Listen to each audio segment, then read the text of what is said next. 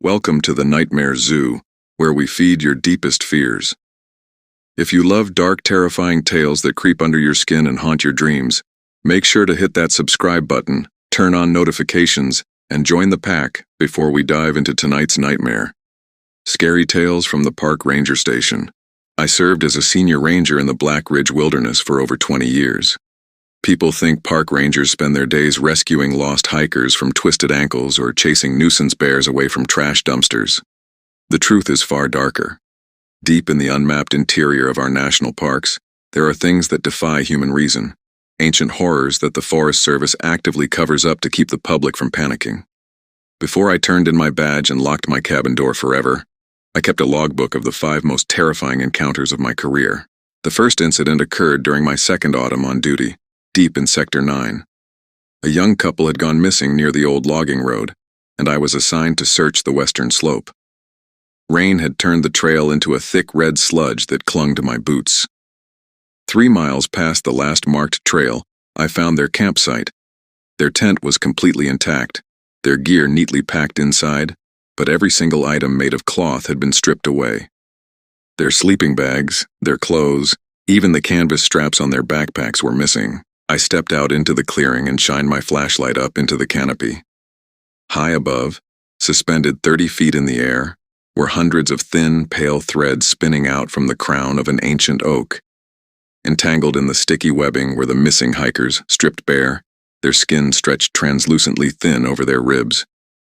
They were still alive, their chests rising and falling in shallow, desperate gasps. As I raised my radio to call for emergency backup, a massive, multi-jointed shadow detached itself from the upper trunk. It moved with sickening fluidity, its slender, needle-like limbs tapping against the bark with a wet, rhythmic click. I watched in paralyzed terror as a pale, elongated face with far too many milky eyes leaned down from the canopy, opening a jaw that split sideways into 4 distinct mandibles. I ran. By the time the tactical search unit arrived the next morning, the webbing, the oak tree, and the hikers were entirely gone, replaced by a smooth, burnt crater in the earth. 2 years later, I encountered the second anomaly near the frozen waters of Deadwood Lake. It was the middle of January, and a sudden snowstorm had trapped 3 park maintenance workers in an outpost cabin. When they failed to check in via radio, I took a snowmobile up the ridge to investigate. The snow around the cabin was untouched, smooth and white as milk, with no footstep leaving a trace. Yet when I forced open the cabin door, the interior was soaked in blood, the cabin was freezing, the fireplace choked with cold ash. Sitting at the wooden dining table was a man named Arthur, one of our oldest mechanics. He was staring straight ahead at the log wall, his hands folded neatly in his lap. His 2 crewmates were nowhere to be found, but their clothing lay crumpled on the floor beneath their empty chairs, filled with wet, dark crimson slurry and fragments of crushed bone. I approached Arthur slowly, calling his name. He did not blink. When I reached out to touch his shoulder, his head snapped around with a loud wooden crack. His eyes were missing, replaced by smooth black river stones forced deep into his eye sockets. His lips peeled back over blue gums, and a voice that was not his own rasped out from his chest. It sounded like 2 heavy stones grinding together at the bottom of a deep well, whispering a list of names that included my own family. When I stumbled back toward the door, Arthur did not chase me. He simply raised a trembling finger, pointed at the wooden floorboards, and began to laugh as the planks beneath his feet began to soften like liquid mud, swallowing him whole into the pitch-black void beneath the cabin. The third entry in my logbook still haunts my dreams every time the wind howls through the chimney. It involved the entity we internally referred to as the mimic of the watchtower. I was stationed alone at the Peak 17 lookout during a severe lightning storm. The rain was drumming against the glass windows so hard I could barely hear the radio chatter. Around 2 in the morning, the heavy iron door at the base of the tower began to rattle. I grabbed my sidearm and leaned over the catwalk balcony, shining my spotlight down into the darkness. Standing at the foot of the metal stairs was a park ranger wearing an identical uniform to mine. He had my shoulder patch, my badge number, and my name tag pinned to his chest. But his face was a warped, melted caricature of my own features, as if someone had sculpted my head out of warm wax and let it sag in the rain. He looked up at me, his mouth opening wide to produce my own voice, perfectly replicating a radio call I had made 3 hours prior. Over and over, he repeated my own words in a flat, mechanical monotone. He began to ascend the stairs, his boots clanking heavily on the iron steps. Every time he took a step, his body stretched taller, his limbs elongating until his fingers dragged along the metal grating below him. I locked the trapdoor, jammed a heavy oak desk over the frame, and held my gun pointed at the wood for 4 agonizing hours while the thing outside knocked on the glass with my own voice, begging me to let myself in. The fourth nightmare occurred during a routine sweep of the abandoned copper mines in the southern quadrant. A group of teenagers had bypassed the chain-link fence, and their panicked parents had alerted the station.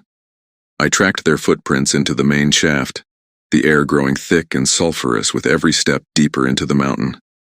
Half a mile down, the man-made wooden supports gave way to smooth circular tunnels that looked as though they had been carved by immense heat. I found the teenagers in a cavernous chamber deep underground. They were standing in a circle, staring up at a massive, pulsing mass of dark, iridescent flesh embedded in the stone wall. The entity was breathing, expanding and contracting with a wet, heavy rhythm that rattled the loose rocks on the floor. It possessed no limbs, but hundreds of long, pale cords extended from its central mass, piercing the backs of the teenagers' necks. They were not screaming. They were smiling, their eyes wide and glassy, swaying in unison to a low, melodic vibration that hummed directly inside my skull. The moment my flashlight beam struck the central mass, 1,000 tiny human-like eyes snapped open across its surface. The cords violently jerked the teenagers backward, reeling them into the dark, wet folds of the creature's body like fish on a line. The stone floor beneath me began to buckle and heat up, burning through the soles of my leather boots. I fired my weapon into the creature's central eye, causing it to screech with a frequency so violent that my ears began to bleed. I barely escaped the collapsing tunnel before tons of rock buried the entrance forever. The final horror was the one that broke my spirit and forced my retirement. It was not a monster in the trees or a parasite in the dark, but the forest itself turning against reality. During a hot July afternoon, I was patrolling Sector 1 when the sunlight suddenly turned a deep, sickly purple.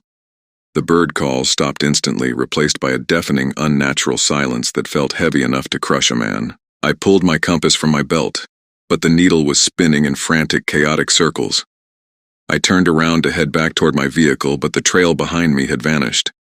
In its place stood trees I had never seen before, towering trunks covered in thick vein-like vines that throbbed with a pale blue light. The ground beneath my feet felt soft, bouncing like wet rubber with every step. As I walked, the forest began to repeat itself. Every 50 yards, I passed the exact same rotting log, the exact same jagged rock, and the exact same pair of abandoned hiking boots sitting neatly beside the path. I was trapped in a temporal loop inside the deep timber. Hours bled into days within that purple haze. I survived by drinking rainwater caught in leaves, watching as my hands began to change, my skin turning coarse and fibrous like wood bark. On the 5th day, I found a radio tower that did not exist on any map. I climbed to the top, threw myself into the emergency ladder chute, and fell through what felt like cold glass, bursting back out into the real world on the shoulder of the highway, miles away from where I had entered. I left my uniform in the locker room that night and never went back. The wilderness is not our home. It is an ancient, hungry domain that merely tolerates our presence on its fringes, waiting for us to step off the marked trail. If you survived tonight's ride into the dark, hit that like button and drop a comment below telling us what scared you the most. Don't forget to subscribe to the Nightmare Zoo for more terrifying stories every single week. Until next time, keep the lights on and lock your doors.